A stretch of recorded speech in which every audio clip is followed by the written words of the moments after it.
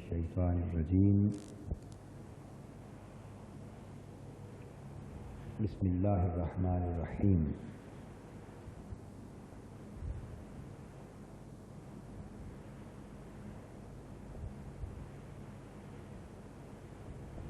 لا تقولوا لمن يقتل في سبيل الله اموات بل احیاء ولكن لا تشعرون صدق اللہ مولانا العظیم۔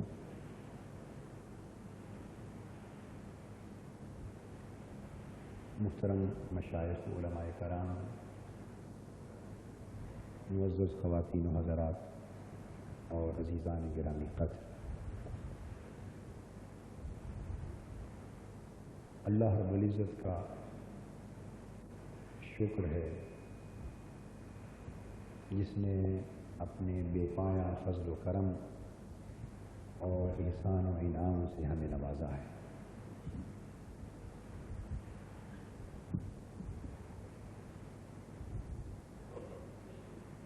اور جس ذات نے اس امت کو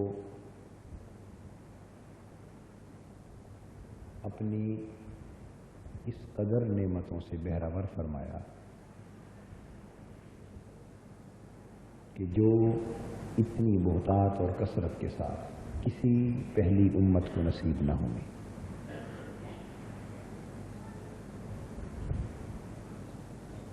اور وجہ اس کی یہ ہے کہ اللہ تبارک و تعالی نے حضور نبی اکرم صلی اللہ تعالی علیہ وآلہ وسلم کو اپنی تمام نعمتوں، رحمتوں، شفقتوں اور عنایتوں کا مرقع بنایا ہے۔ جس قدر نعمتیں، جس قدر فضیلتیں اللہ تبارک و تعالی نے جملہ انبیاء علیہ السلام کو عطا فرمائی، متفرق طور پر جدا جدا، وہ ساری نعمتیں اور فضیلتیں حضور علیہ الصلوۃ والسلام کی ذات اقدس میں اللہ تعالیٰ نے مجتمع کر دی، جمع فرما دی۔ پھر ہر نعمت اور فضیلت جس نبی کو جس سطح تک ملی، حضور علیہ الصلوۃ والسلام کی ذات اقدس میں اس نعمت کی سطح کو اپنے منتہائے کمال تک پہنچا دیا، یعنی وہ سطح اتنی بلند عطا فرمائی، اس فضل و کرم کی، اس نعمت کی، اس فضیلت کی اتنی بلند سطح عطا فرمائی کہ اس سے آگے عالم خلق کے لیے ممکن نہیں، کسی مخلوق کے لیے ممکن نہیں۔ چنانچہ ان نعمتوں میں سے ایک نعمت شہادت بھی ہے۔ اللہ تبارک و تعالی نے قرآن مجید میں انعام یافتہ بندوں کے 4 طبقات گنوائے ہیں۔ کتنے؟ 4 طبقات گنوائے۔ سورہ فاتحہ میں ارشاد فرمایا جیسے اہدنا الصراط المستقیم صراط الذین انعمت علیہم، اے اللہ ہمیں سیدھی راہ کی ہدایت عطا فرما۔ صراط مستقیم کی ہدایت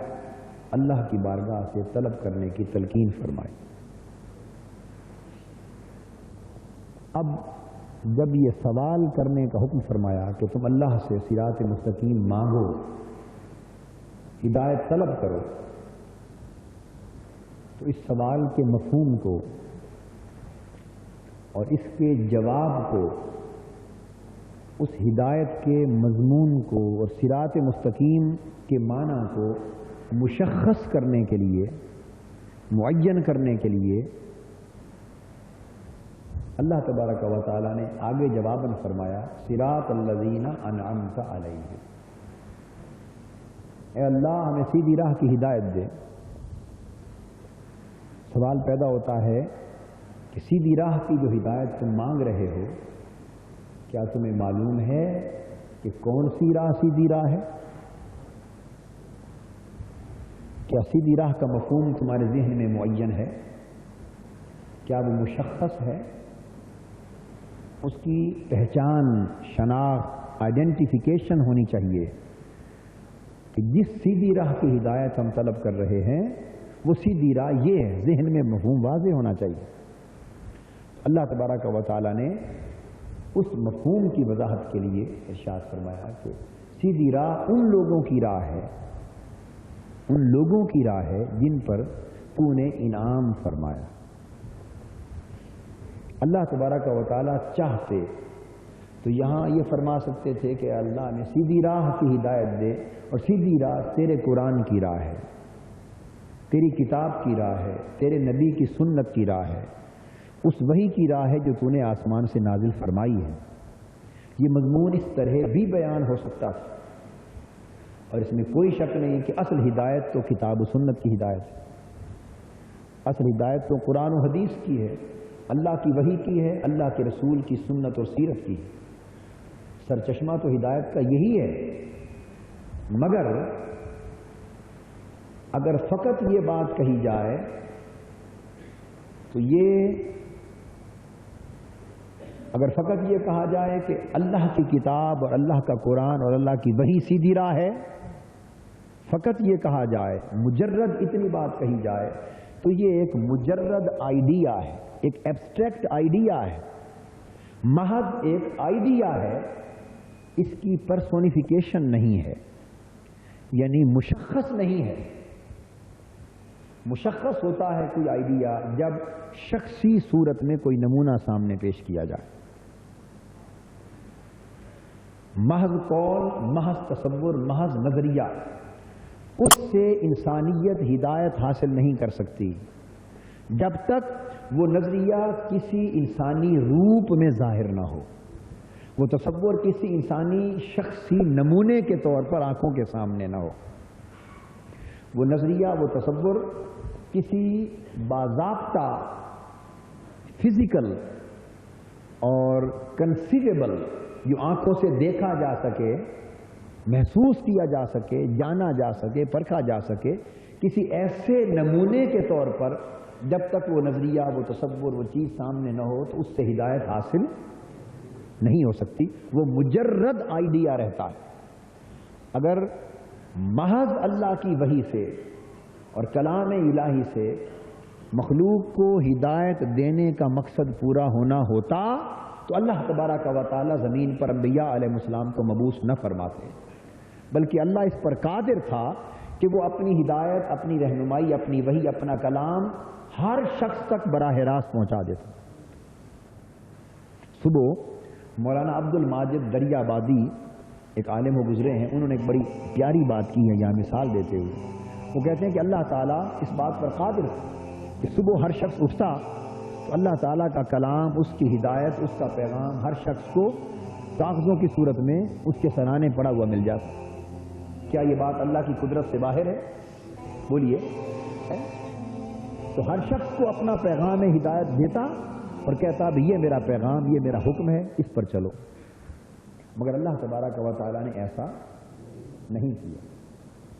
کروڑوں انسانوں کو ہدایت دینے کے لیے ایک شخص کو نمونہ بنایا۔ ہدایت کروڑوں کو دینا مقصود ہے، کروڑوں کو، مگر ان میں سے ایک کو نمونہ بنایا، یعنی پرسونیفائی کر دیا، ہدایت کو مشخص کر دیا، شخصیت کے طور پر ہدایت شخصیت کے طور پہ سامنے رکھ دی اور فرمایا لقد کان لکم فی رسول اللہ اسوۃ حسنہ۔ یہ اسوہ حسنہ کا معنی ہے کہ تمہارے لیے رسول اللہ صلی اللہ علیہ وسلم کی ذات اقدس میں اسوہ حسنہ، تاکہ ہدایت لو۔ اب یہاں ایک نقطہ سمجھانا چاہتا ہوں، وہ یہ کہ حضور علیہ الصلوۃ والسلام اسوہ ہوئے کیونکہ صحابہ کرام نے آنکھوں سے دیکھا، کانوں سے سنا، آقا کی مجلس میں بیٹھے، حضور کے ساتھ سفر کیا، حضر میں رہے، معاملات سمجھے، سنے، مسائل پوچھے، جواب لیا۔ تو چونکہ براہ راست رابطہ ہوا، شخصی رابطہ، تو ہدایت مشخص ہو کر شخصی نمونے کے طور پر آنکھوں کے سامنے آ گئی۔ تو مقصد پورا ہو گیا نا، عملی نمونہ پیش کرنے کا۔ جب حضور علیہ السلام کا وصال ہو گیا تو اب حضور علیہ السلام کا یہ پورا عملی نمونہ حدیث اور سنت کی شکل میں محفوظ ہو گیا، مگر وہ بھی کتاب بن گیا۔ جو میں نقطہ سمجھانا چاہتا ہوں، بے شک عملی نمونہ سامنے آیا مگر وہ بھی ایک کتاب کی شکل میں، حدیث کی کتاب سنت نبوی کا بیان کتابی شکل میں سامنے آیا۔ اب ہم حضور علیہ السلام کو دیکھنے کی پوزیشن میں نہیں، کانوں سے سن نہیں سکتے، آنکھوں سے دیکھ نہیں سکتے، مجلس میں بیٹھ نہیں سکتے، سفر حضر میں ساتھ نہیں ہو سکتے۔ جو پریولیج براہ راست بات کو دیکھنے، سمجھنے، پوچھنے، جاننے، پہچاننے کا جو موقع صحابہ کرام کو میسر تھا، وہ اب ہمیں میسر اور قیامت تک کی نسلوں کو میسر۔ بے شک سنت عملی تفسیر قرآن مجید کی بے شک حدیث نبوی کی شکل میں موجود ہے، مگر وہ بھی تو اب ایک کتاب ہو گئی ہے، وہ بھی اب ایک کتاب ہے۔ تو قرآن مجید آئیڈیات کی کتاب ہے، احکام کی کتاب ہے، اور حدیث پاک وہ حضور علیہ السلام کے فرامین اور آپ کے معمولات کی کتاب ہے، وہ بھی کتاب ہے۔ اس لیے آپ دیکھتے ہیں جس طرح قرآن کی تفسیر پر اختلاف ہوتا ہے، اس طرح احادیث کے مفہوم کے تعین پر بھی بولیے اختلاف ہوتا ہے۔ وجہ کیا ہے؟ صحابہ کرام کے اندر جو دور نہیں چلے جاتے تھے، ہر وقت حضور کے پاس رہتے تھے، ان پر تو مسائل کا اختلاف نہیں ہوتا تھا نا۔ ان میں جو ہمہ وقت حضور علیہ السلام کے سامنے رہتے، ان میں مسائل کے اختلاف چلنے کی گنجائش نہیں ہوتی۔ کیوں کہ اگر کسی کو اختلاف ہوا تو حضور علیہ السلام سے دریافت کر لی۔ اب حدیث نبوی عملی نمونے کا بیان، سٹیٹمنٹس، بیانات محفوظ ہو گئے، مشخص ہدایت محفوظ ہو گئی، مگر کتابی شکل میں۔ اب اگر حدیث پر اختلاف ہو جائے، اس کے معنی کے تعین پر اختلاف ہو جائے، حدیث اور سنت کی جو نصوص ہیں ان کی تفسیر اور تشریح پر اختلاف ہو جائے، جیسا کہ امت میں ہوتا رہا ہے، تو ہر کوئی کلیم کرے گا کہ جو مفہوم میں بیان کر رہا ہوں یہ درست، دوسرا کہے گا جو میں بیان کر رہا ہوں یہ درست، تیسرا کہے گا جو میں بیان کر رہا ہوں یہ درست۔ جیسے قرآن کی تفسیر پر اختلاف کرنے والے میں سے ہر شخص اپنے مفہوم کو درست کہتا ہے اور دوسرے کو غلط، اس طرح حدیث پاک کی تشریح کرنے والے میں لوگ جو ہیں ان بھی اپنے مفہوم کو درست اور دوسرے کو۔ اب اس کا حل کیا؟ اس کا حل کیا ہے؟ اگر آپ کہیں کہ آگے مشخص نمونوں کی کوئی ضرورت نہیں تو یہ سنت الہیہ کے خلاف۔ اگر یہ صورت پیدا ہو جائے تو حل کیا ہے؟ کیونکہ 2 علماء ہیں، 10 علماء ہیں، ہر شخص کہہ رہا ہے کہ یہ حدیث اس کا مفہوم یہ ہے، دوسرا کہہ رہا ہے یہ ہے، تیسرا کہہ رہا ہے یہ ہے، اختلاف ہو رہا ہے، حل کیا ہے؟ اگر آپ حل یہ سمجھیں کہ اپنے ذہن کی آمریت مسلط کرنا چاہیں اور کہیں کہ جو مفہوم میں سمجھا ہوں اصل معنی حدیث نبوی کا یہ ہے، دوسرے تو تعویلیں کر رہے ہیں، دوسرے باطل تعویلیں کر رہے ہیں، دور افکار تعویلیں کر رہے ہیں، تشریحات لمبی کر رہی ہیں، کھینچ رہے ہیں بات کو، اور اصل مفہوم وہ ہے جو میں بیان کر رہا ہوں، تو اللہ کے بندے آپ بھی تو ایک انسان ہیں، آپ بھی تو ایک عالم ہیں، ہم بھی ایک انسان ہیں، آپ بھی انسان ہیں، وہ بھی انسان ہیں۔ تو جو کلیم آپ کر رہے ہیں کہ مفہوم اور معنی اصل وہ ہے جو میں نے بیان کیا، یہی دعویٰ اس کا ہے، یہی دعویٰ تیسرے شخص کا ہے۔ اختلاف تو یہی ہے کہ جب ان نصوص پر، احادیث پر، سنت کے بیانات پر اختلاف ہو جائے تو اب اتھارٹی کس کو مانا جائے؟ اب بھی تو کوئی فیصل ہونا چاہیے، فیصلہ کرنے والا، یہ بتانے والا کہ یہ اختلاف جو تمہارے مابین ہوا اس میں یہ راستہ صراط مستقیم ہے، یہ تعین ہونا چاہیے۔ جیسا کہ قرآن مجید کے بیان پر اختلاف کی گنجائش تھی، اللہ پاک نے اپنے انبیاء اور نبی اور حضور علیہ السلام کی ذات بھیج دی کہ تم اگر قرآن کی آیت پر اختلاف کرتے ہو تو تمہاری رائے غلط ہو سکتی ہے، رسول کو دیکھ لو، جو یہ کرتے ہیں وہی قرآن ہے۔ حضرت عائشہ صدیقہ رضی اللہ تعالیٰ نے فرمایا کان خلقہ القرآن، حضور کا اخلاق یعنی حضور کے اخلاق، سیرت اور کردار خود قرآن تھا، وہ حضور خود عملی قرآن تھے۔ کیا؟ اس لیے اللہ رب العزت نے اس سورہ فاتحہ میں یہ نہیں فرمایا کہ ہدایت کی راہ وہ راہ ہے جو قرآن بتائے اور سنت بتائے، نہ، کیونکہ اگر یہ کہہ دیا جاتا فقط تو پھر قیامت تک آنے والے لوگوں کے لیے کتاب و سنت تو بے شک اصل ہدایت اور ہدایت کا سرچشمہ ہیں، اس سے باہر تو ہدایت کہیں سے آ ہی نہیں سکتی، مگر اسی کے معانی اور مفاہیم کے تعین پر اختلاف ہو جائے تو پھر کس قول کو مانا جائے؟ اس لیے اللہ پاک نے فرمایا صراط الذین انعمت علیہم، کہ پھر صراط مستقیم کا تعین چاہتے ہو تو جھگڑو نہ، بلکہ میں نے اپنی مخلوق میں کچھ ایسے لوگ بھی پیدا کیے ہیں جن پر میرا انعام ہوتا ہے۔ یہ قرآن ہے۔ صراط الذین کی جگہ اللہ فرما دیتے صراط اللہ والرسول، صراط الکتاب والسنہ، اللہ اور اس کے رسول کا راستہ، اللہ اور اس کے رسول کی ہدایت اور وحی قرآنی اور سنت کا راستہ، مگر نہیں فرمایا۔ ہدایت کا مفہوم سب سے پہلے قرآن مجید نے خود معین کیا، ہدایت کا مفہوم قرآن مجید نے خود معین کیا سورہ فاتحہ میں، اس کی تعریف کی، ڈیفائن کیا، تعریف کی، اور کیسے کی؟ صراط الذین انعمت علیہم غیر المغضوب علیہم ولا الضالین۔ پازیٹو مثبت انداز سے بھی حضور کی امت میں انسانوں کی بات کی، منفی انداز سے بھی انسانوں کی بات کی۔ فرمایا کہ ان لوگوں کا راستہ ہدایت ہے اور ان لوگوں کا راستہ گمراہی ہے۔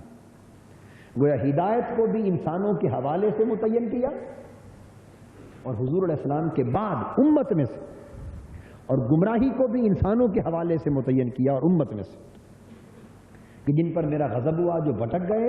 ان کی راہ گمراہی کی راہ ہے، اور جن پر میرا انعام نعمتیں ہوئی ان لوگوں کی راہ ہدایت کی راہ ہے۔ تو گویا قرآن مجید نے یہ سبق دے دیا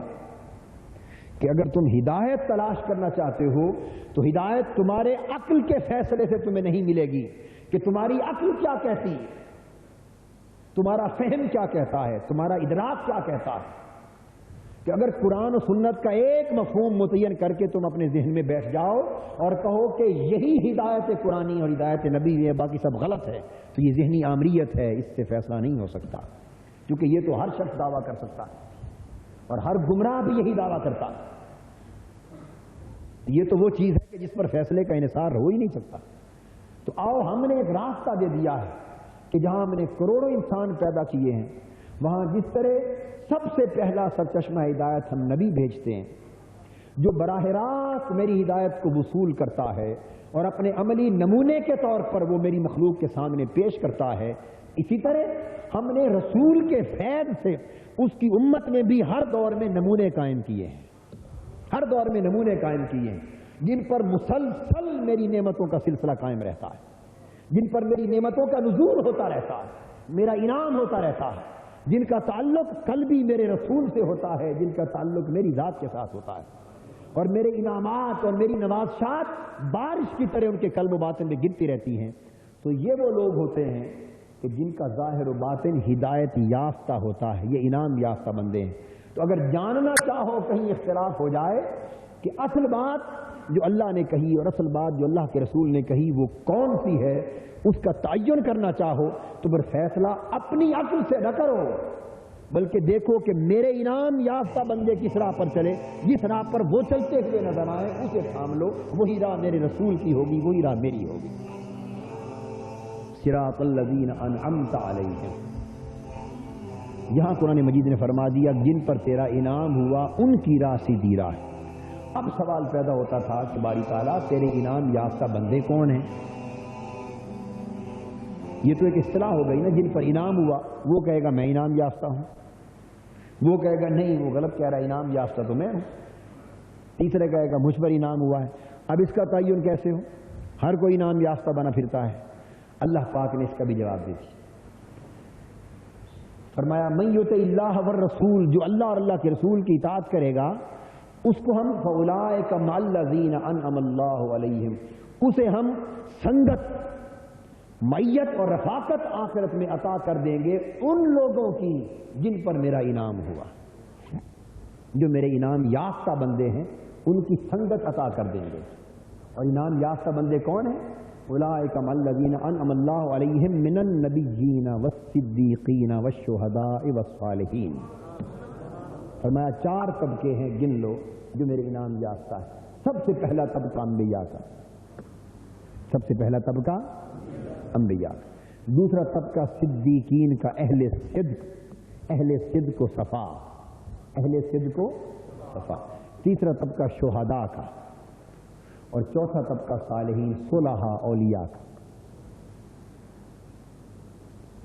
اب اگر یہ بات قابل توجہ ہے کہ ہدایت کے لیے، صراط مستقیم کے لیے ہدایت کا منبع، سرچشمہ اور اس کا تعین اور تشخص فقط انبیاء تک محدود ہوتا، اور یہ بات انبیاء کے واسطے اور انبیاء کے فیض سے آگے ان کی امت کے افراد تک نہ چلتی، تو اللہ پاک انعام یافتہ بندوں کے زمرے میں فقط انبیاء کا ذکر فرماتا، فقط فرماتا الذین انعم اللہ علیہم من النبیین، جن پر میرا انعام ہوا وہ کون لوگ ہیں؟ وہ انبیاء ہیں، بس مضمون ختم کر دیا جاتا۔